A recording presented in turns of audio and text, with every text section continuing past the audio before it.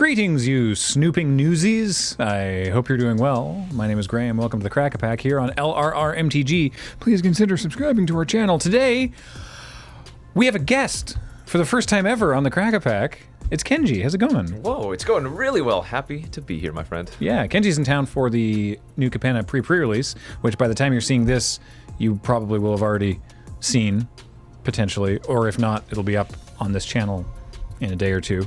And so we decided we would open a collector booster of Streets of New Capenna because we don't even know what's in the set yet, really. So now's a great time to find out. Well, let's do it. These are real fancy looking. It looks like a... It doesn't even look like a Magic pack. It looks like those old school, like, NBA packs you would open, you know, back in the day. Oh, I hope we get one of the ones that has, like, a little, like, a piece of fabric from... Yeah, exactly. Vivian's Game Time jersey or something. I don't know. No, it'd be Marrow's sweater that he wore when it went to printing or something. One of his plaid shirts. Yeah. That'd be awesome. Oh, man. There we go.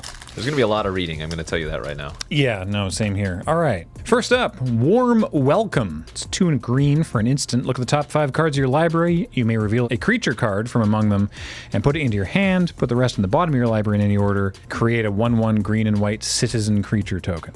Okay, I know citizen tokens have some kind of value in this format as well, just beyond being a 1/1, right? There's at least one uncommon citizen lord.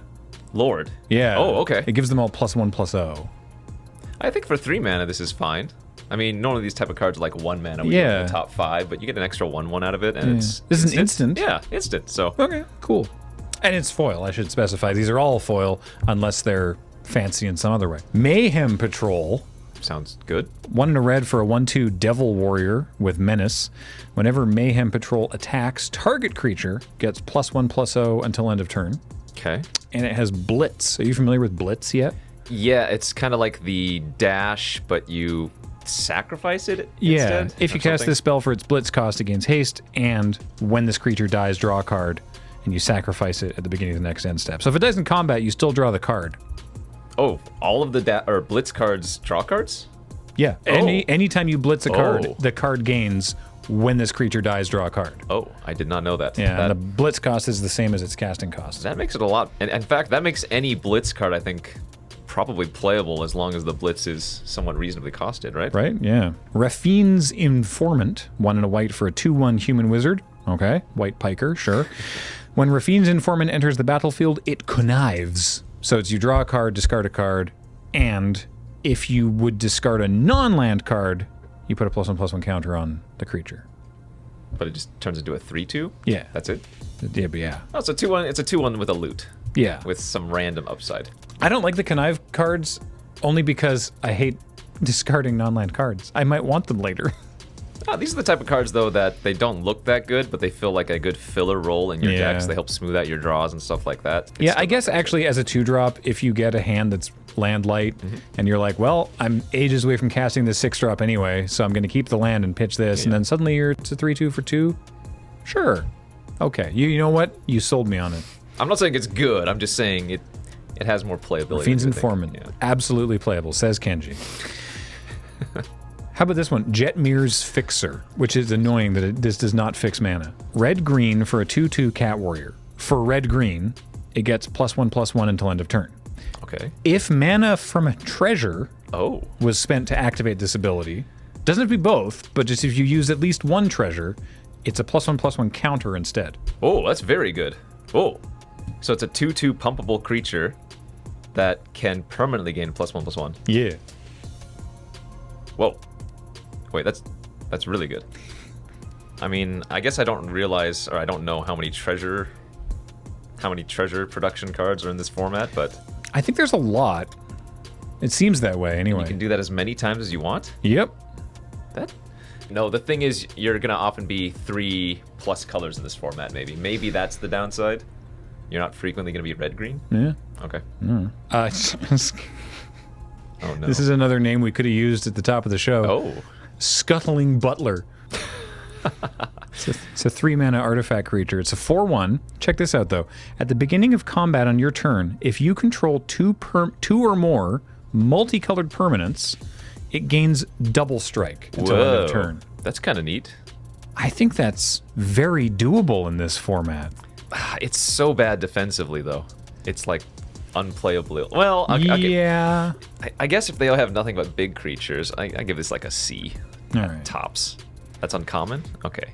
Yeah. What about Metropolis Angel? 2 white-blue for a 3/1 Angel Soldier with flying. Whenever you attack with one or more creatures with counters on them, draw a card. That ability is very strong. Drawing cards is always great. 3/1 flyer for 4 is fine. Yeah. No, this is decent. Don't forget about shield counters. Right. How many cards have shield counters? It's, a lot? I mean, shield counters is the mechanic for the brokers?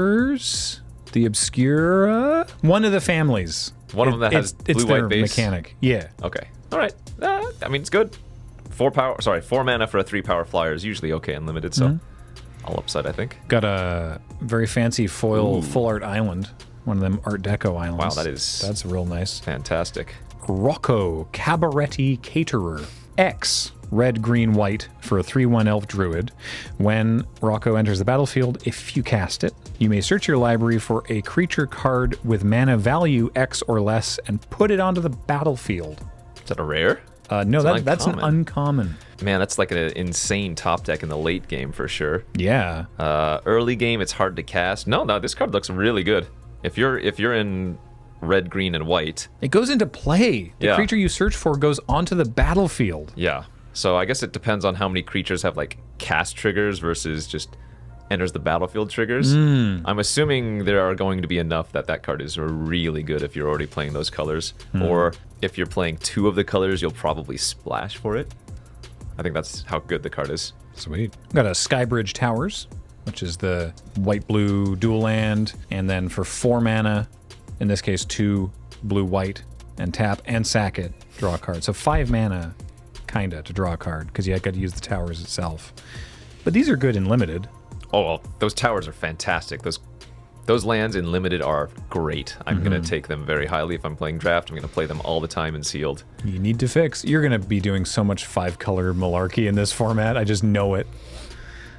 Ooh, okay, we got a Riveteer's Charm, but it's one of the very fancy, the edge foil treatment. It's the showcase frame with like the embossed gold border, and it just looks. Do I need to touch it?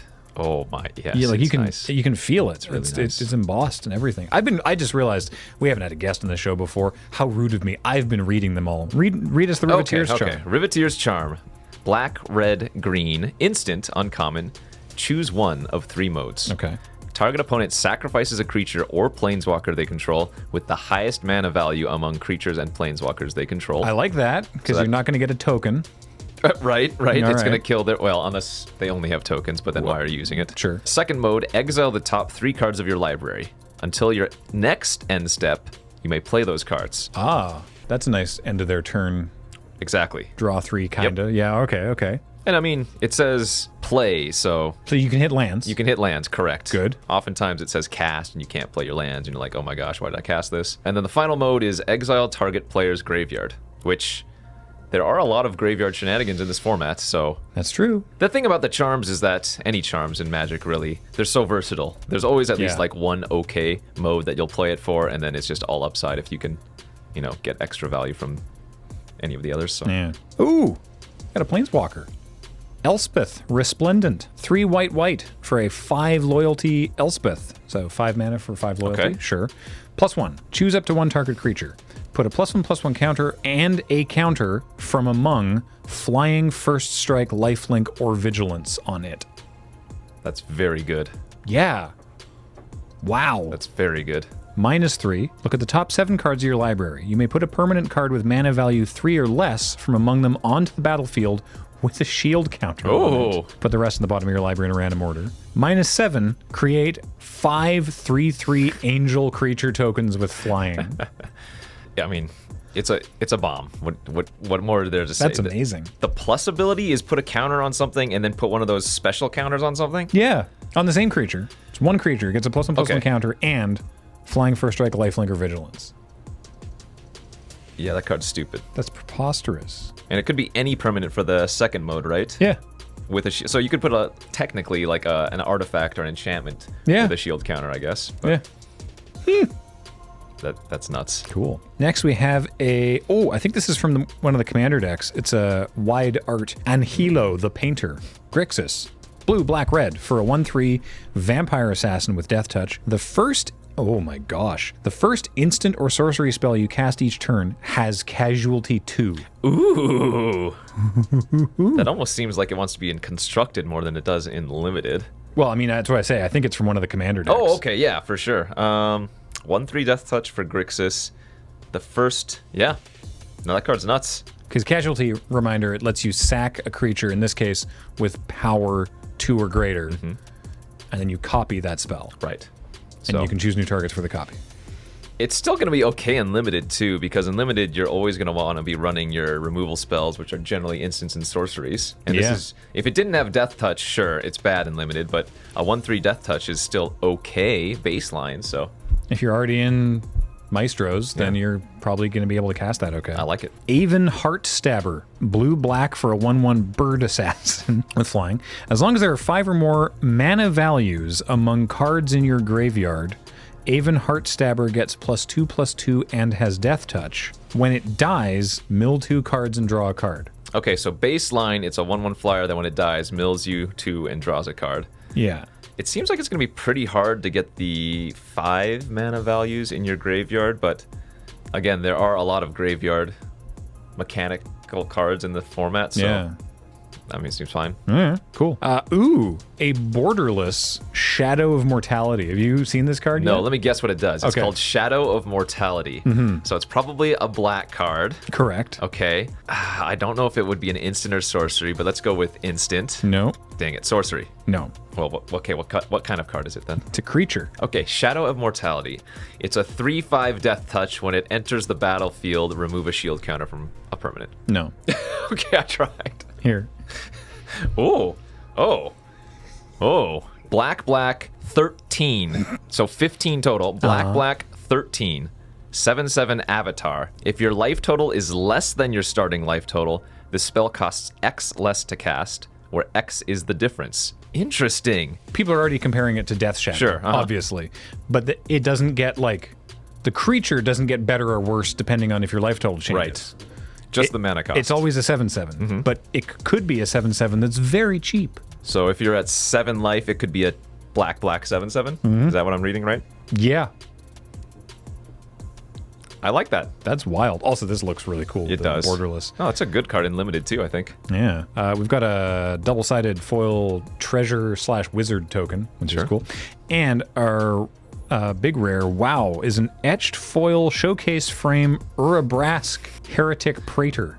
Say that again. Etched showcase foil something frame? Yeah. Oh. Yeah. 3 red for a 4/4 legendary creature Phyrexian Praetor with haste. At the beginning of your upkeep, exile the top card of your library. You may play it this turn. So that's in addition to your draw. Right. You get a free extra card, but you got to play it. Play, like we said earlier, play, not cast, this turn. At the beginning of each opponent's upkeep, the next time they would draw a card this turn, instead, they exile the top card of their library. They may play it this turn. Right. So they never get to draw a card again. Correct. From their normal draw step. That makes them drawing something like a counterspell real awkward, or like an instant speed combat trick or removal spell really awkward, because you're going to see it. And right, because it's exiled face up. Right. And they have to cast it that turn. So it kind of hoses a lot of cards, and this is, I mean, you're getting an extra card every turn baseline with a 4/4 haste. It's real good. I think that is good. I know when Urabrask was spoiled, some people were like, well, red gets the worst of the cycle yet again, or something. But I actually think that's going to be a lot better than maybe some folks think. I don't know about constructed, but I mean, it's obviously bomb in limited, so. Yeah, I mean, yes, Jin-Gitaxias was preposterous. Also, Jin-Gitaxias had like nice like Kamigawa gi pants for some reason. Where's Urabrask's pinstripe suit? We're on a different plane now, so it doesn't matter. At time of recording, the full set is not out, so we don't have like values of like what all the cards are worth. Maybe we will by the time you see it, but probably not. But this is pretty cool. In the world where you were drafting this, Okay. collector booster draft, what on earth would you first pick out of here? You're just taking the Planeswalker, right? You're taking Elspeth? Yeah, I think so too. Yeah. Yeah. It seems pretty easy. I mean, maybe once we play with the format a little bit, we'll learn that white is like the worst color somehow, but you're normally going to be playing 2, 3, maybe even, 5 colors, or at least Yeah. I'm going to try to play 5 colors It's just the easiest to cast also. Like Urabrask and Elspeth are the easiest things to cast. Yeah, great point. They're just monocolor. Yeah. Keep yourself open. Then start picking up lots of the dual lands, and then branch out in colors from there. Well, hey, that's it for the Crack-A-Pack. Thanks for joining me, Kenji. Of course, that was nice. Yeah, this was super fun. For all of you watching, a reminder that this show and everything that we do is brought to you by you and your kind support of our Patreon at patreon.com/loadingreadyrun. Kenji, where can folks find you for your stuff? You can just search for Newmont the Nummy on basically any social media platform. I'll be there. YouTube and Twitch, the main ones. So You're doing YouTube uploads every day, every day. and you're on Twitch like nearly every day as well. Maybe Like 6.1 days a week or something. All right, yeah. If you're looking for some excellent limited content, highly recommend. Yeah, if you want to send us any packs to open on the Crack-A-Pack, you can do so to the address on your screen. But that is going to do it for now. So until next time, I've been Grant with Kenji. Paul's been running tech. Matt edits these. Heather gets them online. Thank you all so much for watching. We'll talk to you next time. Bye.